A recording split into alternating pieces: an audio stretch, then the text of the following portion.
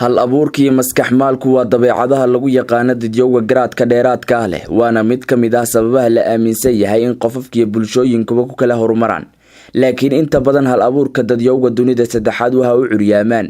sabab ay kamid yihiin aqoonta oo gaaban awoodda dhaqaale oo yar iyo dhiirigelin la'aan aanu qofka hal abuurka hindisaa ka helin bulshada iyo nidaamka dawladeed ee uu ku hoos nool yahay labadaba waana sababta aanu u hana qaadin hal abuurka dadkani ama ay u yartahay tirada dadka isku dayay in ay waxyaabo cusub ku soo kordhiyaan dunidan. Axmed Ismaaciil Xasan waa muwaadin reer Soomaaliland ahi waxa uu ka mid noqday dadyowga isku dayay in ay hal abuur farsamo ku soo kordhiyaan bulshada. waxa uu ka fikiray in uu gacantiisa ku sameeyo cagaf beeraha lagu qodo oo wax ka tara qalab yaraanta inta badan haysata beeralayda. cagaftan laguma sameyn warshadaha dalalka gaadiidka soo saaray dunida horumartay iyo xitaa warshadaha ku taala dalal aan horumarin midnaba balse waa farsamo iyo hal abuurka yimi maskaxda Axmed oo isticmaalay qalab wixii suurtagal ee uu ka heli karayay deegaankiisa. fikirkiisa waxaan leeyahay in aniga leh سميتي سيو مقرن ساي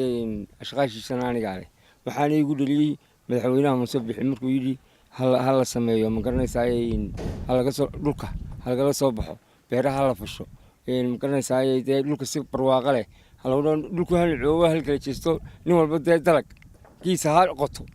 وفلان قاضي أنا نقبلان قاضي إن المركز سميه وحي عصر جها اللي سميني اللي قضاي اللي رميناي ودور أيتما inaan sameeyo marka waan ku dhaqaaqay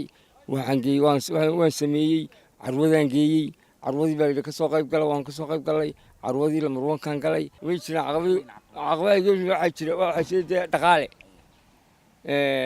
waxaan bilaabay sanadkii hore markuu qabsaday madaxweynuhu 3 bilood oo hore wax soo saarka beeraha ayaan bilaabay markaan bilaabay sanad iyo 3 bilood weeyaan.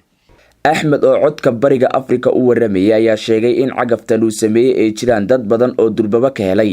kana dalbaday in uu ka iibiyo laakiin aanu isagu jeclaysan in uu iibiyo. Kaliya shanaal waa laga yimid lacag qaadayeen laga yimid $800 ayaan ku qiimay magaranaysa laakiin waxaan ku $800 marka waa shaqo la qaran maasto ayaan sii deynaya مليون شين هذا تراهو مدحوينها أركو موياني أو حاجة كتير موياني وحال يبينيو ويا سنح عبد الله ياسر أشكا عد كبرق أفريقيا بقالة دارجيسة.